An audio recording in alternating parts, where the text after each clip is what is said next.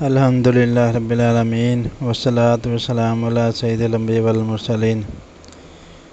مسلمانوں کے چوتھے خلیفہ حضرت علی المرتضیٰ شیر خدا رضی اللہ تعالیٰ عنہ سے روایت ہے، نبی پاک صلی اللہ علیہ وآلہ وسلم نے ارشاد فرمایا، تمہارا مجھ پر درود پاک پڑھنا تمہاری دعاؤں کا محافظ، رب تعالیٰ کی رضا کا باعث اور تمہارے اعمال کی پاکیزگی کا سبب ہے، صلی اللہ علیہ وسلم۔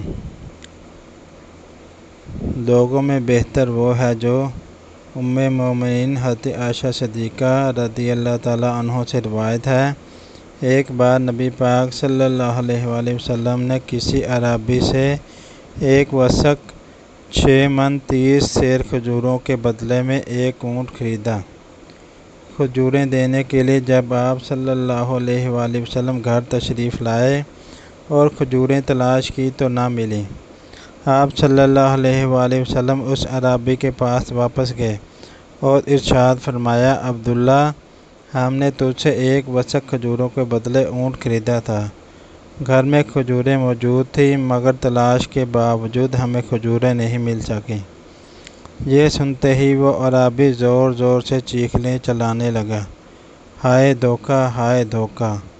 شمع رسالت کے پروانے صحابہ کرام علیہم رضوان نے جب یہ ماجرا دیکھا تو اعرابی کو مارنے کے لیے دوڑے اور اس سے کہا، تو رسول اللہ صلی اللہ علیہ وآلہ وسلم کے بارے میں ایسی بات کرتا ہے؟ نبی کریم صلی اللہ علیہ وآلہ وسلم نے ارشاد فرمایا، اسے چھوڑ دو کیونکہ حقدار کو گفتگو کا حق حاصل ہوتا ہے۔ نبی کریم صلی اللہ علیہ وآلہ وسلم نے 2-3 مرتبہ اس طرح فرمایا، لیکن سمجھانے کے باوجود جب وہ نہ مانا تو آپ صلی اللہ علیہ وآلہ وسلم نے ایک صحابی کو حکم دیا کہ کھولہ بنت حکیم کے پاس جا کر ان سے کہو، اگر آپ کے پاس کھجوروں کا ایک وسق ہے تو ہمیں دے دیں، انشاءاللہ تعالی ہم واپس کر دیں گے۔ وہ صحابی حضرت کھولہ بنت حکیم رضی اللہ تعالیٰ عنہ کے پاس گئے اور ان سے کہا، رسول اللہ صلی اللہ علیہ وآلہ وسلم نے فرمایا ہے کہ اگر آپ کے پاس ایک وسق کھجوریں موجود ہیں تو دے دیں، انشاءاللہ تعالی آپ کو واپس مل جائیں گے۔ انہوں نے کہا، میرے پاس کھجوریں موجود ہیں، آپ لینے کے لیے کسی کو بھیج دیجیے۔ سرکار دو عالم صلی اللہ علیہ وآلہ وسلم نے فرمایا، اس اعرابی کو لے جاؤ اور جتنی کھجوریں اس کی بنتی ہیں دے دو۔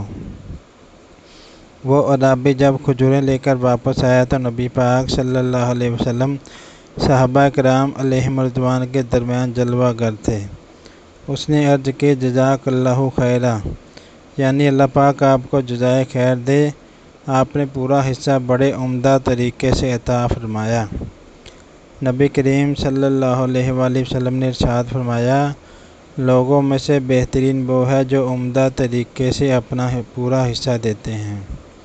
پیارے پیارے بھائیوں، اللہ پاک نے اپنے پیارے نبی اور سب سے آخری نبی صلی اللہ علیہ وسلم کی ذات پاک میں تمام اخلاقی اچھائیاں اور خوبیاں جمع فرما دی ہیں۔ آپ کے اعلیٰ اخلاق میں سے ایک خلق عفو درگزر بھی ہے۔ آپ صلی اللہ علیہ وسلم اپنی ذات کے لیے کبھی بھی کسی سے بدلہ نہیں لیتے تھے۔ بالفرض اگر کوئی آپ کے ساتھ برا سلوک سے پیش آتا تو آپ اس پر غصہ کرنے یا سختی سے پیش آنے کی بجائے شفقت و مہربانی والا سلوک ہی فرماتے۔ جیسا کہ بیان کردہ اس خوبصورت واقعہ سے اس کا بخوبی اندازہ ہوتا ہے کہ سب کے سامنے سودے سے انکار کرنے کا الزام لگانے والے کو آپ صلی اللہ علیہ وسلم نے قدرت و طاقت کے باوجود معاف فرما دیا۔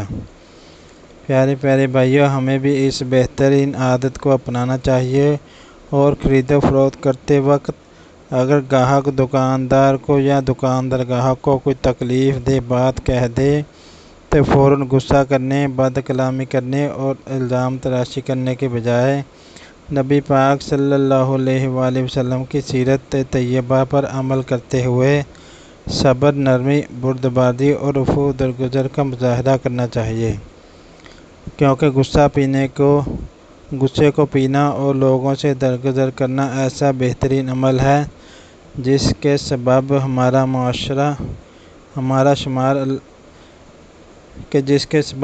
شمار اللہ پاک کے پسندیدہ بندوں میں ہوتا ہے۔ چنانچہ اللہ پاک ارشاد فرماتا ہے، ترجمہ کنز ایمان، اور غصہ پینے والے اور لوگوں سے درگزر کرنے والے نیک لوگ اللہ کے محبوب ہیں۔